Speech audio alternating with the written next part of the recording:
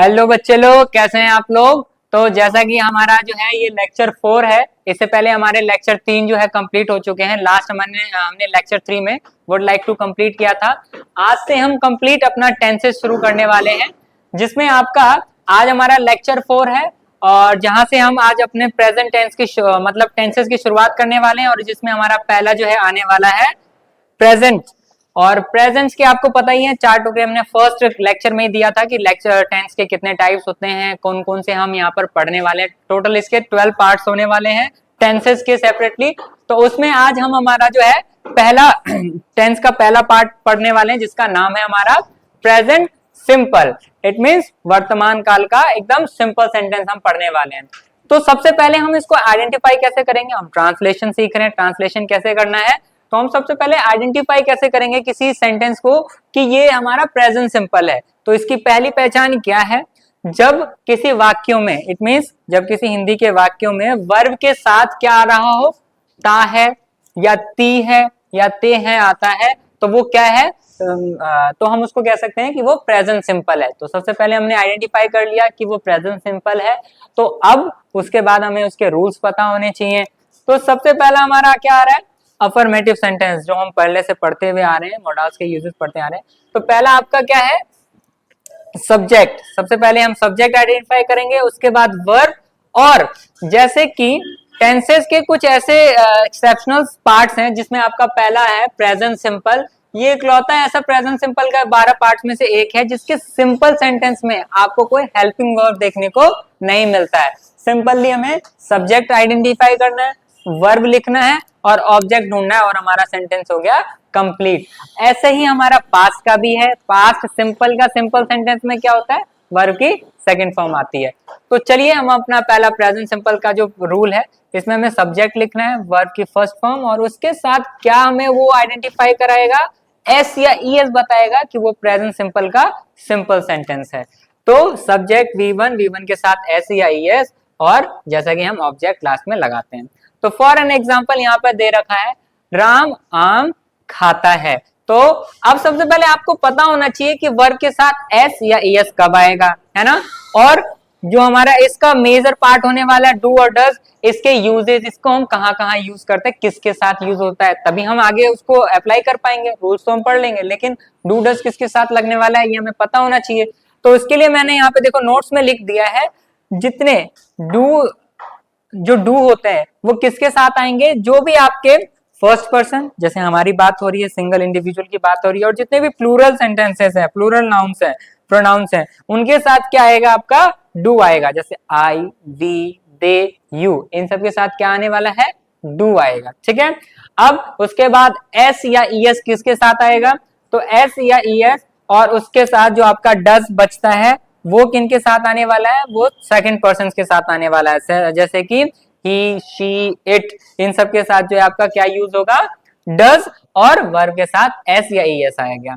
और एस या E S के बहुत अच्छे तरीके से आपको समझाया गया है हमारे प्रियांशु सर के नाउन वाले जो लेक्चर है, उसमें आपने देखा होगा, उन्होंने बहुत ही अच्छे से ब्रीफ कर रखा है कि प्लूरल्स को हम कैसे एस या ई एस से जो है इजिली तरीके से आइडेंटिफाई कर सकते हैं, लगाते हैं, किसके साथ लगाते हैं। तो आइए चल हम पुरानी क्लास की तरह हम इसको आइडेंटिफाई करते हैं। सबसे पहले किसकी बात चल रही है, यहाँ पर राम की बात चल रही है। तो राम क्या है, यहाँ पर सब्जेक्ट है। और क्या किस वर्ब, क्या काम क्या हो रहा है, यहाँ पर खाने का काम हो रहा है, तो ये आपका वर्ब है। और क्या खाया जा रहा है, आम खाया जा रहा है, तो ये क्या हो गया, आपका ऑब्जेक्ट। अब हमें सिंपली इसी ऑर्डर में इसको अरेंज करना है। तो राम क्या है, यहाँ पर सब्जेक्ट है। तो सब्जेक्ट ये एक नाम है, तो नाम को ऐसे किसकी तरह हम ट्रीट करते हैं, ही, शी, इट, किस तरह, तो राम, और उसके साथ हमें पता है एस आएगा या ई एस, तो ही, शी, इट के साथ एस या ई एस आने वाला है। तो वर्ब क्या है, ईट, तो राम ईट्स मैंगो। ठीक है, सिंपली चीजों को आइडेंटिफाई करो, ऑर्डर करो, हो गया हमारा सेंटेंस खत्म। अब ऐसे ही अगला है हमारा नेगेटिव। नेगेटिव में क्या आ जाएगा, अब यहाँ पर सिंपल सेंटेंस ही थोड़ा सा अलग होता है, बाकी सभी में क्या आने वाले हैं, डू डज आने वाला है, देख रहे होंगे आप। ठीक है, डू डज आन रहा है। तो अब नेगेटिव में subject do does plus not negative है तो, और वर्ब और उसके बाद ऑब्जेक्ट। वर्ब की अब सब जगह फर्स्ट फॉर्म ही चलेगी। एक एग्जांपल लेते हैं। आप यहां पर देखिए, हम अंग्रेजी नहीं पढ़ते हैं, क्या है, नेगेटिव सेंटेंस है। अब यहाँ पर किसकी बात चल रही है, हमारी बात चल रही है, तो यहाँ पर ये सब्जेक्ट हो गया, और नहीं तो नेगेटिव हो ही गया, और ऑब्जेक्ट क्या है, अंग्रेजी। कौन सी पढ़ाई नहीं कर रहे हैं, इंग्लिश नहीं पढ़ रहा है, तो सब्जेक्ट ऑब्जेक्ट और क्या पढ़ना क्या है, हमारा वर्ब हो गया। अब इसको इसी ऑर्डर में अरेंज कर देंगे। सब्जेक्ट तो वी के साथ क्या लगने वाला है, डू लगने वाला है या डज लगने वाला है, जैसे कि ये देखिए डू लगने वाला है, तो वी डू, और उसके बाद क्या है, नेगेटिव नहीं की बात चल रही तो नॉट, और क्या वर्ब क्या है, स्टडी।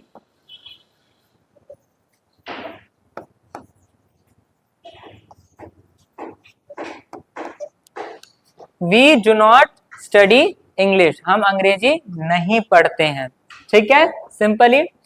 अब ऐसे ही इंटेरोगेटिव आ गया। इंटेरोगेटिव में हम बार बार मोडाल्स के साथ भी यूज कर रहे हैं, तो उसकी क्या पहचान होती है, प्रश्नों में प्रश्नवाचक शब्द आते हैं और शुरुआत में, और क्या होता है रूल्स में, क्या हो जाता है, सारी जो हमारे हेल्पिंग वर्ड्स है वो स्टार्टिंग में आ जाते हैं। तो जैसे कि हमारा हेल्पिंग वर्ब बीच में आ रहा था, ये अब स्टार्टिंग में आ जाएगा, तो डू या डज स्टार्टिंग में, उसके बाद सब्जेक्ट V1 ऑब्जेक्ट।